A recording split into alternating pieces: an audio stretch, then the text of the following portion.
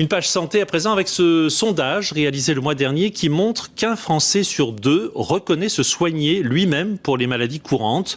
L'automédication, comme on dit, gagne du terrain. À Lille, François Wasson et Marie Tricot. Un Français sur 3 ne passe pas par la case médecin avant de se soigner. Il reste toujours quelques cachets au fond des tiroirs et les médicaments sans prescription sont de plus en plus nombreux.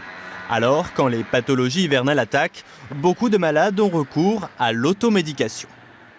Un état grippal ou quand j'ai un bon rhume, je prends un médicament comme ça en prévention, quoi. Une petite toux grasse ou ce genre de choses, le nez qui coule, mais bon, il n'y a pas la nécessité d'aller voir un médecin.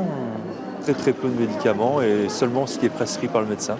Je voudrais du paracétamol 1 gramme. Oui, effervescent ou à avaler? Cette Lilloise est cliente régulière de cette pharmacie du centre-ville. Un petit bobo, un rhume ou des maux d'estomac, depuis des années, Viviane se soigne toute seule, sans ordonnance. Je ne vais pas forcément chez le médecin pour chercher du paracétamol ou des ampoules pour les yeux. Pour moi, ça ne me semble pas grave, quoi. Mais pour se soigner soi-même, mieux vaut être bien informé.